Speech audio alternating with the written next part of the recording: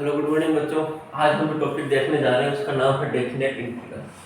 तो definite integral क्या होता है कि इसमें कुछ लिमिट होती है जो फिक्स होती है। इनडेफिनेट इंटीग्रल में हम लिमिट नहीं लेते। तो जैसे आपके सामने है ए से बी एक लिमिट है एफ एक्स फंक्शन पर। अगर इसका हम एफ एक्स का जब इंटीग्रेशन करेंगे तो एफ एक्स आएगा और ए से बी एक लिमिट लगेगी। इसको हम क्या पुट करेंगे, अपर लिमिट को एक्स की जगह माइनस एफ है ये पुट करेंगे। जहाँ पर बता रखा है कि एफ एक्स का इंटीग्रेशन क्या होगा, एफ एक्स होगा। और इसको हम कहते हैं न्यूटन लेबनिज फॉर्मूला। ठीक है, जहाँ पर ए लोअर लिमिट है और बी अपर लिमिट है, ए लोअर लिमिट है और बी अपर लिमिट है। इसकी हम कुछ प्रॉपर्टी देखते हैं। प्रॉपर्टी देखने के बाद इसमें हम जब क्वेश्चन करेंगे तो आपको अच्छे से समझ आएगा कि किस तरह अप्लाई करना है। तो इसकी पहली प्रॉपर्टी क्या कहती है, अगर लिमिट ए से ए जा रही है, मतलब नीचे वाली लिमिट और ऊपर वाली लिमिट अगर सेम है तो इंटीग्रेशन की वैल्यू 0 होगी।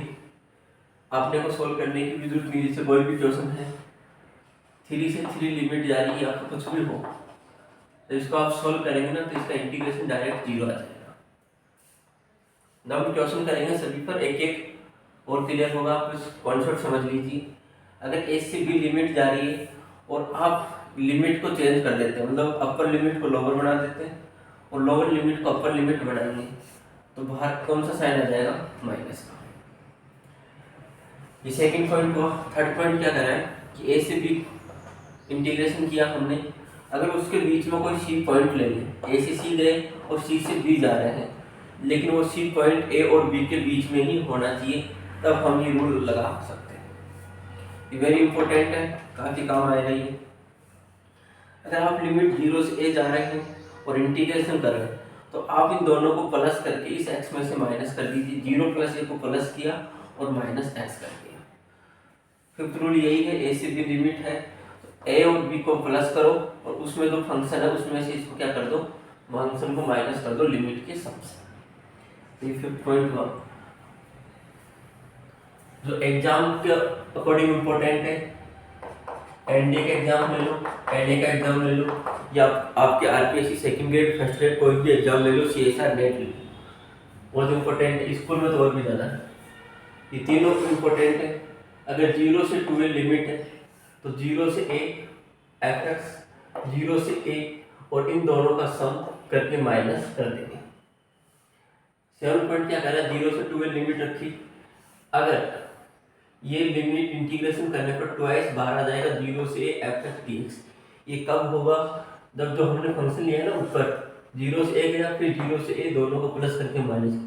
अगर इसकी वैल्यू एफ एक्स के बराबर होगी तो F x plus F x 2f(x) और इसकी वैल्यू अगर माइनस एफ एक्स हो गई तो हम जानते हैं ये भी एफ एक्स है, ये माइनस एफ एक्स है, F x minus F x cancel out हो जाएगा और लिमिट इंटीग्रेशन की वैल्यू आ जाएगी 0।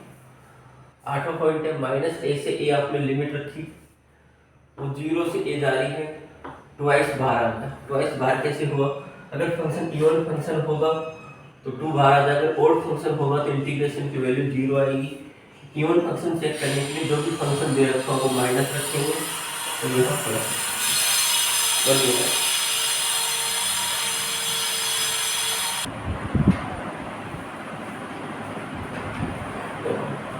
8 पॉइंट क्या कह रहा है कि माइनस ए से ए जाएंगे, 0 से ए लिमिट का होगा जब फंक्शन इवन है, और फंक्शन है तो उसकी लिमिट इंटीग्रेशन वैल्यू 0 हो जाएगी। और चेक करने के लिए अगर हम फंक्शन माइनस एक्स रखते हैं और एफ एक्स आ गया तब फंक्शन इवन है, अदरवाइज और है। और हम कुछ क्वेश्चन लेते हैं जिससे आपको ज़्यादा क्लियर समझ आएगा।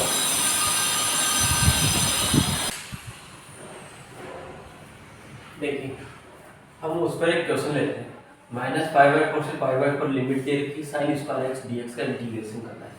कहने का मतलब माइनस ए से ए लिमिट दे रखी है, एफ फंक्शन दे रखा है। अगर हमारा F function sin square x है, x की जगह आप माइनस एक्स रखिए। अगर x की जगह माइनस एक्स रखते हैं तो फंक्शन हमारा वापस क्या आ जाएगा,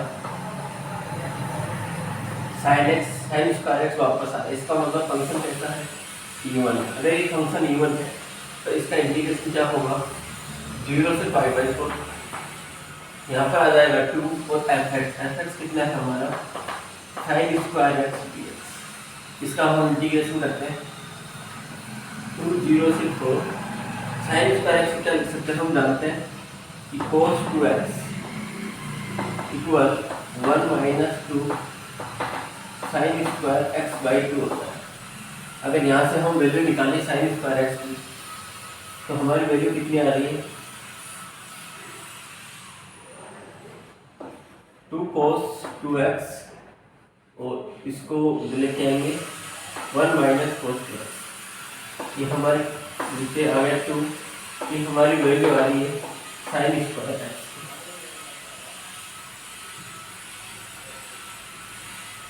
और माइनस सॉरी ये 2 नहीं है ना,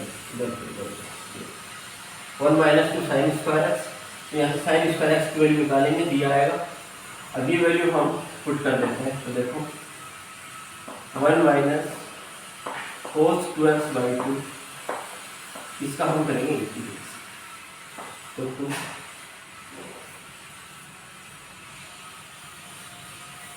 1 का इंटीग्रेशन x माइनस cos का इंटीग्रेशन हो जाएगा sin 2x और इस 2 का इंटीग्रेशन जो 2x है यह आ जाएगा 2 नीचे, तो पूरे के नीचे 2 था और लिमिट आ जाएगी 0 से पाई बाई 4, लिमिट आ जाएगी 0 से पाई बाई 4।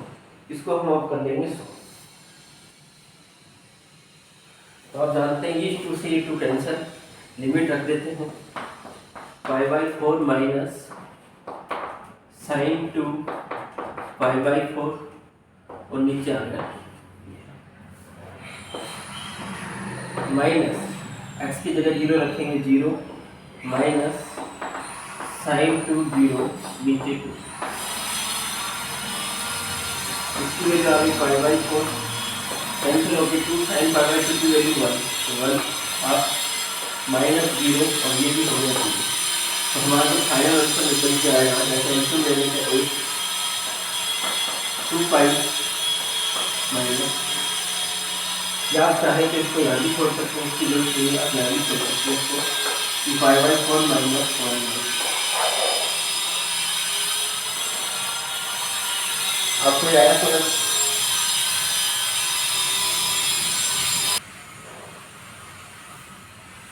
देखिए आपके सामने सेकंड क्वेश्चन है, f(x) हमारा फंक्शन ये हो जाएगा, x की जगह क्या रखेंगे माइनस एक्स रखो, x की जगह माइनस एक्स रखने पे क्या जादू हो रहा है देखो, साइन की पावर 5 माइनस एक्स कोस की पावर 4 माइनस एक्स। तो यहाँ माइनस रखेंगे तो माइनस बाहर आ जाएगा 5x और कोस की जगह माइनस रखेंगे तो प्लस हो जाएगा, पावर की वजह से ये होगा x।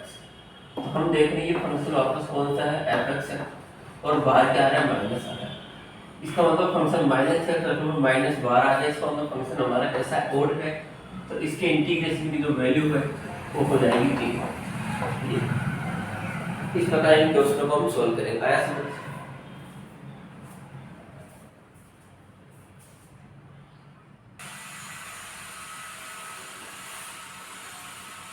ठीक है, आपके सामने जो ये क्वेश्चन है इसका हम इंटीग्रेशन करें, लेकिन हमें इसको समझ नहीं आता कि क्या करें, क्योंकि ऊपर अगर कोस होता तो कैंसिल कर देते, ये टर्म अगर ऊपर होती है टर्म नीचे होती तब भी हम इसको सॉल्व कर सकते। तो एक काम करते हैं, आई के इक्वल लेते हैं इसको, इंटीग्रेशन 0 से पाई बाई 2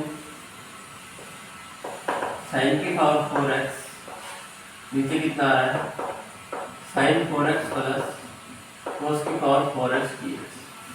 जो हमने प्रॉपर्टी पढ़ी है वो अप्लाई कर रहा हूँ मैं यहाँ, क्या अप्लाई करते हैं, लिमिट को ऐड करके इसमें माइनस करते हैं 0 से पाई बाई 2 साइन की पावर 4, इन दोनों को प्लस करेंगे तो पाई बाई 2 माइनस एक्स, और ये कितना हो जाएगा साइन की power 4 pi by 2 minus x प्लस कोस की power 4 pi by 2 minus x. ठीक है, तो ये हमने जो प्रॉपर्टी पढ़ी है वो अप्लाई कर रहे हैं। अब इसको आगे बताओ कैसे सोल्व करेंगे। अगर ये आई की वैल्यू है, इसको अगर हम फर्स्ट इक्वेशन ले लें, इसको हम जो सोल्व कर रहे हैं ये कितना हो जाएगा, हम जानते हैं कि 0 से pi by 2 sine 90 minus cos theta, तो ये कितना हो जाएगा कोस की पावर 4x, क्योंकि हम sine pi by two minus x कितना होता है, cos एक्स के बराबर। ये भी कितना हो जाएगा, cos की पावर 4x और cos चला जाएगा साइन में, और साइन की पावर 4x। ये हमारा बन गया। इसको हम सेकंड इक्वेशन ले लेते हैं। अगर हम फर्स्ट और सेकंड इक्वेशन को प्लस कर दें, adding equation first plus first and second, देखो क्या रिजल्ट आएगा। ये भी आई इक्वल, आई और आई कितने हो गए, 2i इक्वल, दोनों को प्लस कर देते हैं, 0 से पाई बाई 2 साइन की पावर 4x,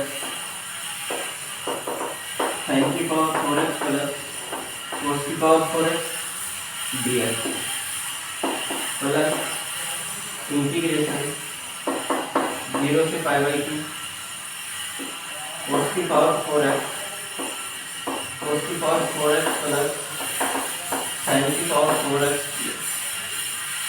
मैंने कुछ नहीं किया, फर्स्ट और सेकंड क्या किया, ऐड किया, या फिर प्रॉपर्टी अप्लाई की। अब इसको हम आगे सॉल्व करते हैं।